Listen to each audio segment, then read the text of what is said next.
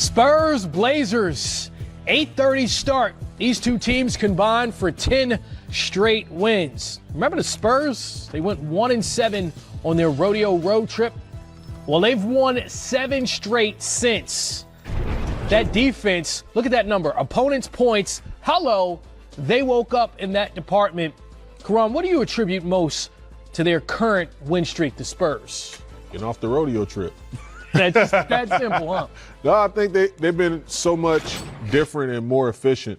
Had some time with Pop in Dallas, and we was talking about what is the biggest, change with the roster, and what are you seeing, and why have you guys been able to be so successful? And he said, isolation basketball, something that they haven't been accustomed to doing because they move the ball from side to side, player reaction, cutting, doing all those things. But you look at LaMarcus Aldridge, he's a guy that's a back down guy, back to the basket, and playing with the pick and pop and the pick and roll. He's able to make the 15, 17 footer. You look at, also DeRozan, where he's accustomed to, getting into his package and one of the best mid-range guys in the game of basketball, and also Rudy Gay. So when you have those guys, and then you have guys that's more than capable of knocking down shots, and Bellinelli and, guys like that, he's coaching the personnel, which we talked about, Nate McMillan. Yep. You make the adjustment. Your system is your system, but sometimes you have to make the adjustment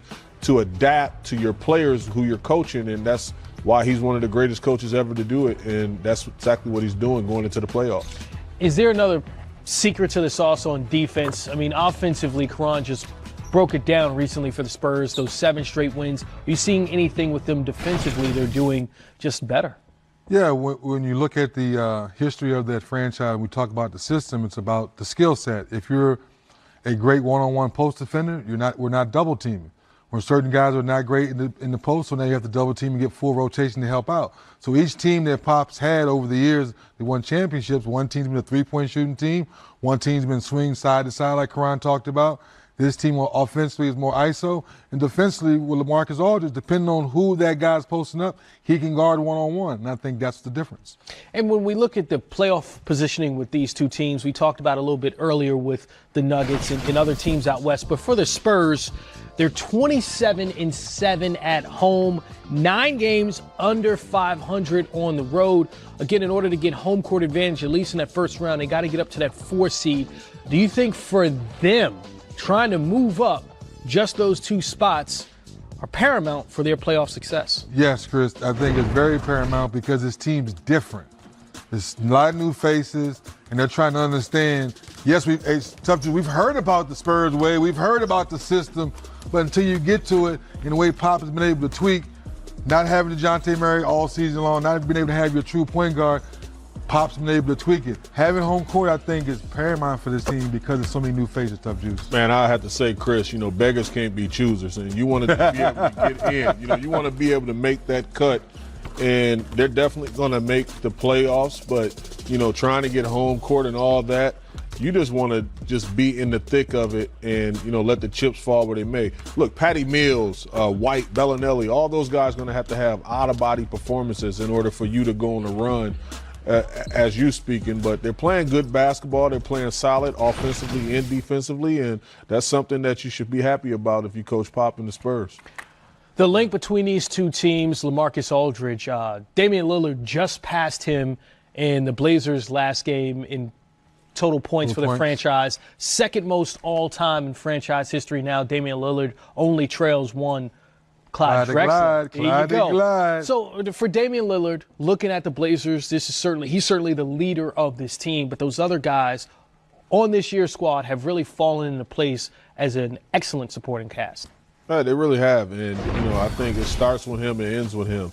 As he go, they go. Talked to Terry Stotts, and he just said how remarkable as a leader, Dame has been, and he expressed his interest, vocally.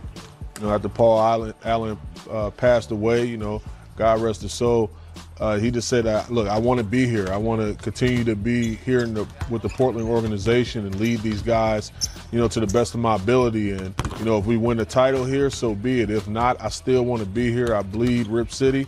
And that's just amazing to get that type of commitment from your leader. with so much still going on with guys, really ready to jump ships and join super teams. But he's all in with being a trailblazer. Okay, so regular season, we've seen them have success over the past couple of years, but they were swept by the Pelicans last year, even though they had home court advantage in the first round as a third seed. They've lost 10 straight playoff games. How do they turn that around? Tough Juice. Is it Cantor? Is it Rodney Hood? Is it Nurkic? Is it Zach Collins? Is it Alfred Camino? Is it Jake Layman? Which 2 or 3 guys collectively? Really like he's proved this year, right? Because we always talk about guys that you draft. How do you develop them and get them better?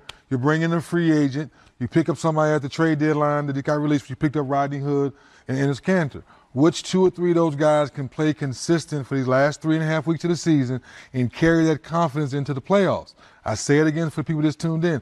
We know what Dame and CJ are going to do. They're your all-stars. They're your max guys. But every championship we've seen the Warriors win the last couple of years, people forget about Barbosa in the first one. They forget about Bogut. You see what I'm saying? Yeah. You always need a third and fourth guy because the superstars set the tone.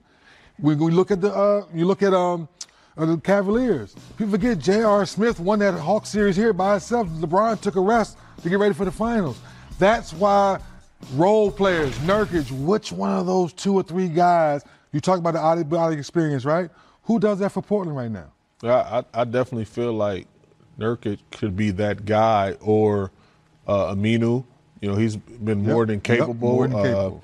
But what about Mo Harkless? Yeah, Harkless definitely. I think he's solid. I mean, he can have a strong presence on the defensive end of the floor. But Rodney Hood, I think that's why they went and seeked him out, because this is a team that has to build. It's not probably going to happen in free agency. Right. Everybody has money. Everybody have cap space, and Portland's probably not the first place you think of when you think about destinations.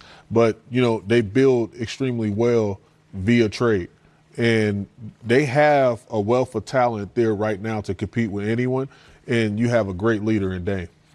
Well, a guy we talked about earlier, another